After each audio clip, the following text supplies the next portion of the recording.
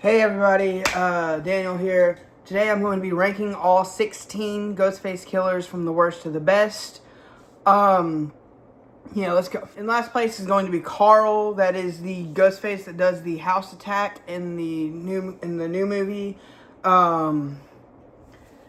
He's the one that gets run over by Gale.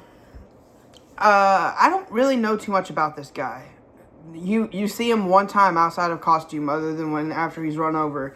And so, he can't be very high on this list. I've never really been the biggest fan of stuff like that. I did like that he's the one that brought Gale in, because I love Gale. I love seeing her in movies. But yeah, he's literally in one scene. He doesn't talk ever in the franchise. He's kind of just there. So that's why in last place is going to be Carl. In 15th place is going to be Jason. That is the guy from the guy from the Fake Out killer in which one was it? In 6. I actually quite enjoyed this one. I didn't really like the 6th movie all that much, but I did enjoy the opening pretty well. I did really like the opening. He's kind of like, the only reason that he's not higher up on this list is because he was killed so soon. So, yeah, in 15th place is going to be Jason. He's the killer that's revealed right at the beginning of 6. 14th place is going to be Mrs. Loomis. She is Billy's mother. She's the Ghostface of Scream 2. Yeah, I like her enough. I think she's got that perfect amount of crazy in her. And she doesn't overdo it. Laurie Metcalf doesn't overdo it. And I did very much enjoy this killer for the horrible movie that she was in. I cannot stand Scream 2. I thought that she and Mickey were kind of good together, even if they were only in that little bit together. She's very she was just weird, so that's why she's so low on this list. In 14th place is going to be Mrs. Loomis. In 13th place is going to be Charlie Walker, who is the Ghostface in Scream 4. He was very forgettable. I forgot he was even a character in this movie until he's banging on the door, begging Kirby to let him in. He's the most wimpy of all of the Scream killers. I did not enjoy him at all. And for a movie that I really like, Scream 4 is probably one of my top, well, I don't think it ranked very high at this time, but before, it would have been my top pick, or my top 2, or my top 3 even. I think it just barely went below that for this one. But, yeah, I definitely did not enjoy Charlie. I forgot he was even a character until the very last second. So that's why he's so low on this list. In 13th place is going to be Charlie Walker. In 12th place is going to be Marco from Scream 7. He is the guy that runs the psychiatric facility that Gale and Sydney go to, and he ends up being Ghostface. I really thought that they wasted this guy. I liked the other one a lot, but I definitely did not enjoy Marco. I didn't even know his name until I went and looked it up later. Yeah, he's forgettable. He's only in that one scene until he's revealed as Ghostface. And I just didn't too much care for it. So he doesn't have a motive. That's the thing I love about the Scream movies is that all of the Ghostfaces have some kind of motive, and this guy did not. So that's why he's so low on this list. In 12th place is going to be Marco. In 11th place is going to be Ethan from Scream 6. I just didn't too much enjoy him. I thought he was a little too wimpy, a little too whiny. I didn't enjoy this movie at all. And so I'm kind of glad that they did bring Sydney back and have it focus more on her. just because this last one that she wasn't in was just complete trash. I did not enjoy it at all. I don't even remember how well it ranked on my ranking video, but yeah, didn't enjoy this movie. Didn't enjoy him. So yeah, in 11th place is going to be Ethan. In 10th place, sticking with Scream 6, is going to be Detective Bailey. I think he's got the perfect amount of crazy, just like Mrs. Loomis. The only bad thing about it is that you can see it coming from a mile away. Like, he is very, like, you can tell that he's some kind of killer. Like, even if he's not Ghostface, he's some kind of killer. And, I just didn't too much enjoy the movie, as a lot of people know.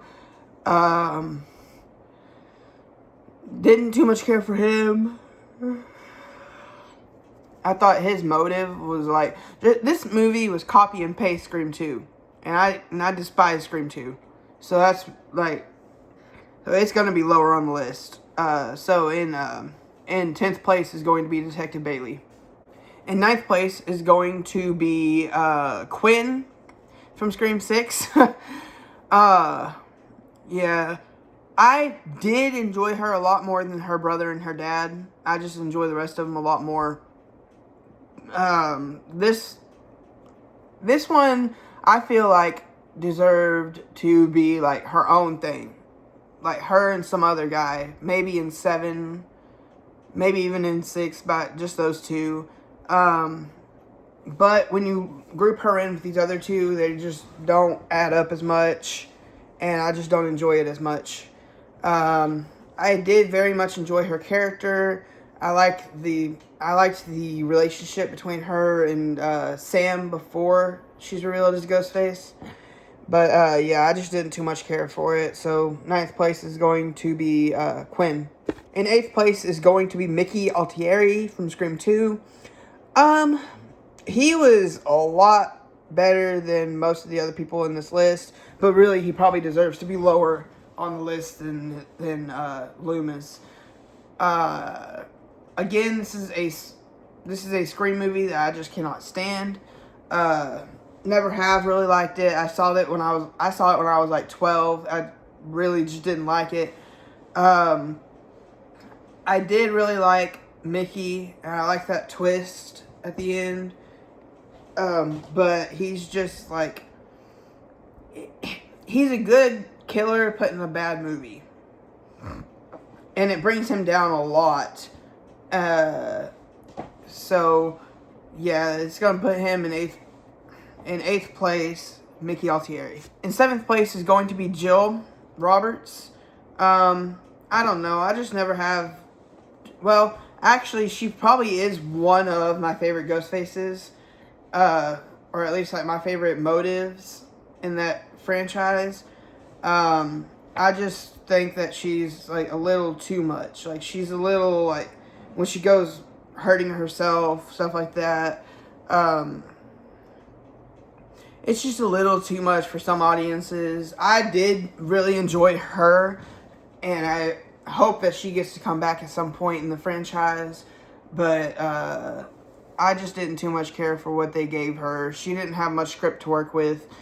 I do thoroughly enjoy Scream 4 a lot, but I feel like the killers would have really benefited from a lot tighter of a script for their reveal. So that's going to put her in 7th place, Jill Roberts. In 6th place is going to be Roman Bridger. He's the director of Stab 3 while they're filming Scream 3. I actually really enjoy that ending. That twist, that Roman is Sidney's half-brother who was abandoned and now he wants revenge. I did really enjoy that. I think it would have really benefited from Scott Foley having more to work with the script, and like, just because I feel like Scott Foley would have done really, really good with the franchise if he had more to work with. Another movie that I don't really like, but the Ghostface reveal was really, was really cool. And it's going to put him in 6th place is going to be Roman Bridger. In 5th place is going to be Richie Kirsch. He's another one that I just didn't too much enjoy. I really, really liked Amber in Scream 5. But I just didn't think that he really had that the right amount of crazy in him. He had a little too much to him. Like, I could tell that he was Ghostface the second that I saw him interact with Tara. Just because of the way that he talks to her. Not necessarily what he says, but like the way that he kind of looks down at her. Like, I could tell that he was Ghostface. You can see it. I think that really they have like a really good script to work with, and I feel like they would have done a lot better with a different actor.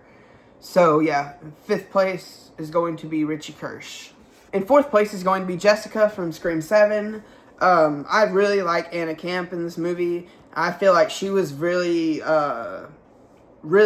a good killer in this one. The only problem I really had was the fact that they teased it with, oh, we're bringing Stu back, and they had him on video taunting Sydney, and then you have this is the killer. And I could tell that she was the killer right when I was seeing it because, A, she lives right next door. She can get in their attic very easily for that scene where Ghostface is attacking him at the house and she was hiding in the attic. 2, when Tatum runs into the coffee shop, Ghostface goes and puts in the keypad number. Only her neighbor would know that key number. Those were the only 2 problems I really had with it. Other than that, I think she would have been like my top 2 or 3, like my top or my second one. So yeah, in 4th place is going to be Jessica from Scream 7. In 3rd place is going to be Amber Freeman.